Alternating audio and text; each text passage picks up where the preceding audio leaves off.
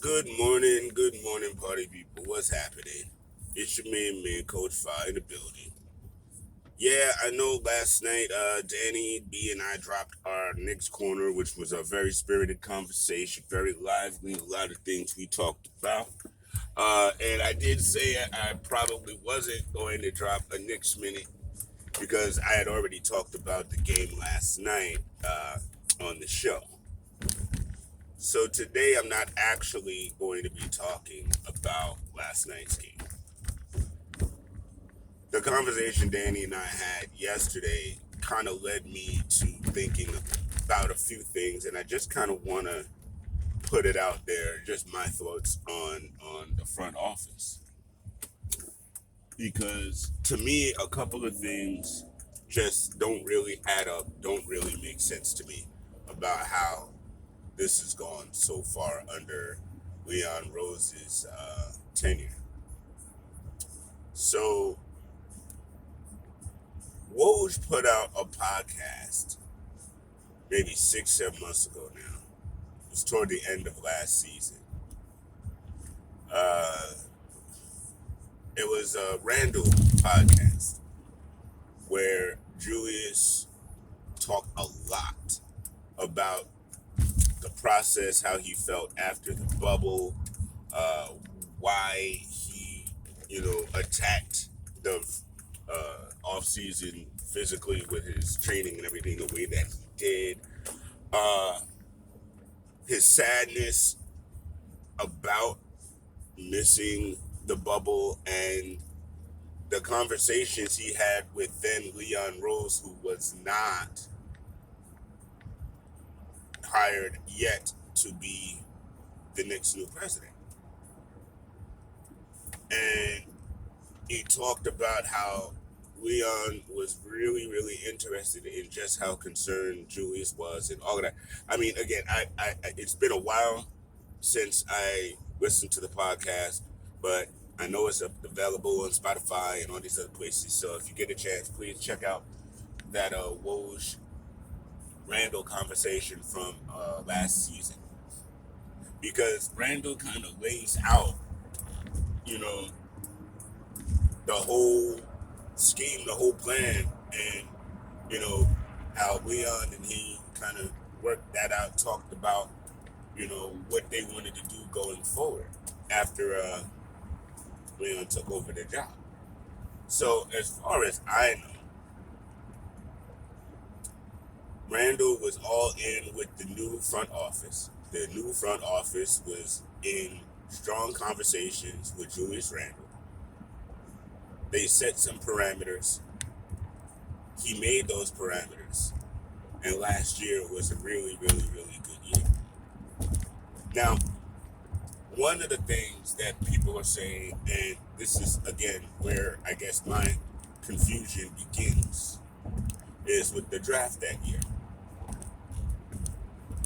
You know, I'm thinking they drafted Obi Toppin because he was a solid young guy who, had 4 years in and, could handle the rigors of the league. And he was an athletic, explosive player. Okay, cool. We could always use that.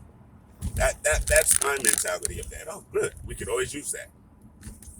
Other people apparently were like, oh, he's here to be Randall's replacement, which to me, honestly, didn't make any sense, because if we are drafting his replacement, why didn't we trade him in the offseason? That way his replacement doesn't have to worry about any issues and we could just go. It's not like we had 21 wins under our belt at that time from the season prior. So it's not like, trading Randall is not something that couldn't be done. I mean, that's just the reality of that. But it wasn't done, and we drafted Obi. And then folk are telling me, well, we wanted to see what Randall was looking like. But if you already talked to him, you already knew what he wanted to accomplish. Either you just was like, yeah, it's lip service and I don't care what this, leader of the team is supposed to be saying. I don't care. We're going to do what we're going to do. And you know what? That's fine if you do it. And keeping him is fine if you made that decision. But going into all of this as a new president, you know what I mean? Bringing in new scouts, new leadership. If you guys sat down, had a plan, all right, so we got Randall. We know we got to build around him if we're going to make something happen. You know, we agreed that this is what we're going to do. So, first thing foremost, New York Knicks need a point guard. Let's start there. But we didn't start there. We started with drafting Obi Toppin. But we needed a point guard. But we drafted Obi Toppin. So I don't really understand that. If we needed somebody to go forward, why didn't we draft or bring in that person? You know what I mean? Again, I remember when we re-signed Alfred Payton. What's the name? Danny brought that up last night. It wasn't right after that first season was over. You know what I mean? So they weren't set just yet on where they were going for point guard. And like Danny said last night, if you Worldwide West and you Leon Rose and you got all this agent power and you know all these people, why was it so difficult to get a point guard? Either when you first took over before last season or before this season. You guys hired Tibbs. You knew who you were getting when you hired him. So when you see it in play and you see it working, why don't you go into the offseason to get guys that this system actually needs to get to go forward? I mean, I know Fournier is a Scott Perry guy. I understand that. But Fournier is supposed to be like a 3-and-D guy. You can hit that three, but he ain't got no D. So I don't understand why they made that move. And then paid him that kind of bread. I don't understand why they made that move. You know, and I mean, listen, I don't want to continue the disparity on Kemba Walker. But at the end of the day, that just did not work. And again, if you're the coach and you trust your guys, your front office, the leadership, and y'all surprisingly, unexpectedly, whatever you want to call it, do better than expected. Yes, we're still rebuilding. Of course we are. But you can still rebuild and build off of success. That's typically how it goes.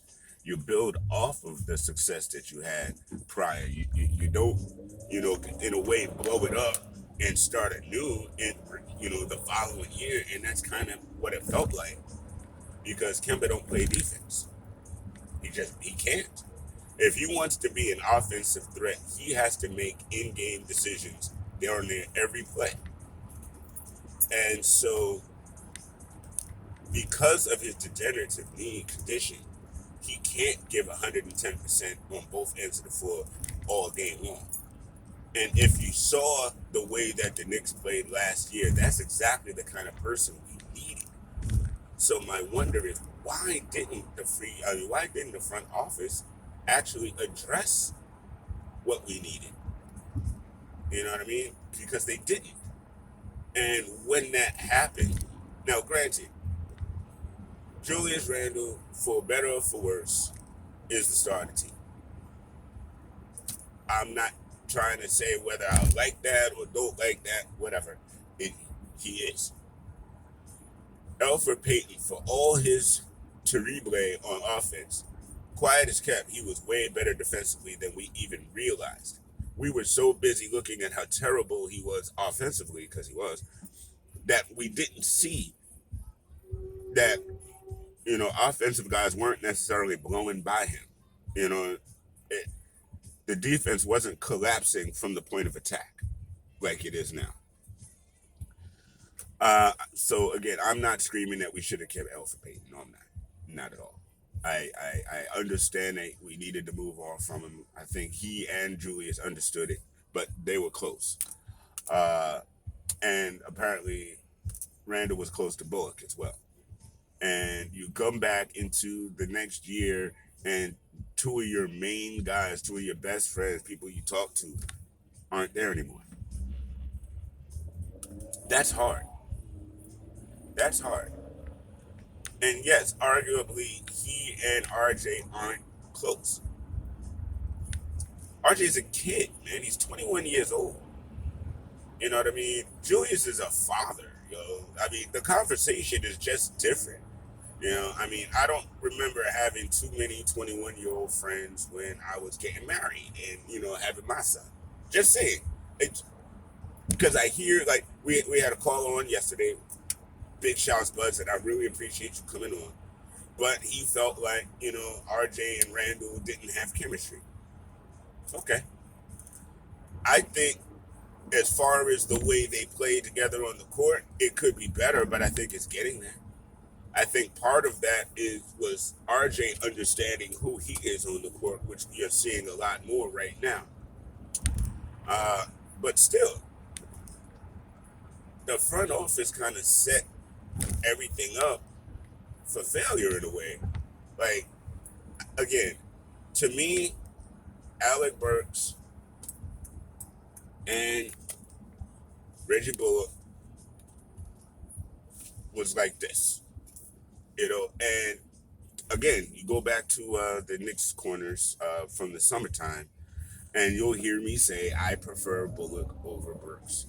Bullock is a less expensive piece that plays great defense. You know what I mean? And I didn't even know about the relationship between him and Randall at the time. But to me, it was more cost effective, and in order to keep our defense the way it was, I felt like Bullock was the move. Burks cost more. Yes, he was a Swiss Army knife, but I mean, for me, that's all the more reason why he's tradable, or why he was tradable. You know what I mean? And you'd have to pay him more money than you'd have to pay Bullock. So to me, I would have traded Burks. And as a hindsight, we wouldn't be having Burks sitting here playing point guard while everybody mad right now. But again, we wouldn't even be worried about that if the front office simply addressed these issues at the beginning of the season. Because, quote unquote, Leon moved in silence last year and all of that, and they kept all kinds of things in-house, and I thought the moves that they made last year were actually pretty good. So I had faith in the front office. In Leon, I trust. Yep, and there's plenty of tweets out there that confirm that I was all in on what the front office was doing. To be perfectly honest, while everybody is either out on Tibbs or Randall, I'm actually starting to be out on the front office. I feel, quiet as kept, like the front office created this monster that Tibbs is now being blamed for. I do. I feel like now that I'm looking at everything, especially at the beginning of the season, Randall was frustrated as hell. He was frustrated as hell. I can see it now. Because Fournier wasn't in places where he was used to folk being in places. Kemba wasn't in places where he was used to folk being in places. He thought, he wasn't going to have to carry the point forward duties this year. And that changed almost immediately. And from that Orlando game, the first two Orlando games, because I had gone to at least one of them. I'd gone to the first one with Danny, as a matter of fact, this year. And when we lost that game, I promise, I said to myself, oh, hell no. We are in trouble because the defense is gone. And the defense that got us to the playoffs vanished. We haven't seen it all season. And a lot of that is because of personnel. And who is in charge of personnel? Not Tibbs. Tibbs is in charge of playing the personnel given, but he is not in charge of getting the personnel. That's what the front office is in charge of. So during the trade deadline, seeing that the season was in danger of going off the rails, knowing that we still had pressing issues at the point guard position, knowing the season wasn't quite over yet, why did the front office stand pat? Why? Why did they do nothing? Why? I don't understand that. Why did they punt on this season so soon? And honestly, I don't really hear any of these questions being asked. I see everyone yelling at Tibbs, you know what I mean, complaining about Tibbs. But honestly, I don't know how much of the front office is telling Tibbs to play Fournier, telling Tibbs to play Kemba at the time. You know, I'm pretty sure when he first benched Kemba, the front office was pissed. Because even if it wasn't working as a point guard with him sitting on the bench, he can't get any value. So I'm pretty sure that he was told to play Kemba when he gets a chance to. But what that did was it eroded a bit of the relationship between Tibbs and the front office. Tibbs is put on a good face because he hasn't complained about a damn thing. We complain about him every day, but he hasn't complained about a damn thing. You know, I mean, listen, you can complain that he runs his guys too many minutes. Sure. Okay. I can hear that. We can complain that, you know, Tibbs wants to win, so he's not going to necessarily play the youth when there's something on the line. I find that funny as hell that we complain that we have a coach that wants to win. I don't get that. But that's a fan base thing, and that's usually about, you know, wanting to see your guys get minutes. And honestly, that's why I don't have guys. I have a team. You know what I mean? I don't want anything to divide my attention from my team. So I don't do all that. But again, I understand the fan base, and I understand that folk do that. I'm not into individualizing players, but that's just me. But again, while we are mad at Randall for his mood and all that, which he did not carry very well at all, you know, it was a little bit of immaturity there. But I feel like he was caught off guard and surprised that, you know, his guys, his front office, you know, didn't necessarily help the team. I'm just being honest. They haven't really helped the team, you know? And now we are at this precipice of the season is blown the hell up. We got 25 wins under our belt, and getting to 30 wins seems like an arduous task for this team. Where we thought at the beginning of the season 45 wins was a feasible task. So by all stretches of the imagination, this season is a failure. I mean, I didn't expect us to be a championship team and none of that, so let's not lose our minds. But at the same time, what I did expect is to be at least go from 42 to 45 wins. You know, keep that vaunted defense that gave everybody fits last year. And, you know, and continue to add a piece at a time. Can we build around RJ and Randall? Yeah, in my humble opinion. And sure, y'all could say no all you want. That's fine. Everyone has their opinion. My opinion is yes. But we need a real daggone facilitator, point guard, somebody who can score, break down the defense, kick the ball out, you know what I mean, and facilitate, playmate for others. Obi needs a playmaker. End of day. Randall could actually really use a playmaker. End of day. RJ makes plays for himself right now, which is great, but he could even use somebody setting him up with easy shots. Everyone can use that. You know what I mean? A guy that can get lobs to Mitch, you know. And the one thing that I have seen We are better on fast break if we run, but we just don't run very often. And it's hilarious that I've been seeing Randall really trying to force that issue lately. He is trying to run that ball up. But again, he gets fatigued and tired by the end of the game. We need a point guard, ladies and gentlemen, and we need to be getting on our front office about that. This is reminiscent of the New York Giants, and I don't know how many of you guys follow the Giants, but to me, this is very reminiscent of the New York Giants. We had Eli Manning as our quarterback, and for his last 5 or so seasons before retirement, forced retirement at that, the teams weren't very good. One of the main reasons why the teams weren't very good, we did not have an offensive line. We did not have an offensive line for Eli's last 4 or 5 years. And we have not had an offensive line for Daniel Jones' first 2-3 years. So that's 8 years of knowing there's a huge and glaring problem and not fixing it. And have the Giants had success in the last 8 years? The answer to that is emphatically no. You're not going to have success if your quarterback is constantly hurried, sacked, hit, etc. If your quarterback does not have time to throw out of the pocket, or has the yips because they're used to getting hit all the damn time.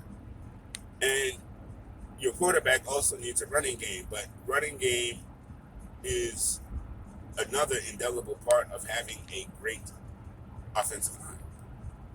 If you don't have a great offensive line, your running game sucks. You're not getting off the schneid if you have a bad offensive line.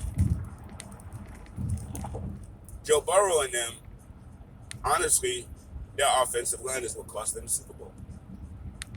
There we go. The Knicks have not addressed the point guard issue since Chris Duhon. You know what I mean? I mean, it's crazy how the one biggest glaring issue for the last 15 years still hasn't been addressed, but yet the front office decided to either draft Obi Toppin and not trade Randall to begin last year.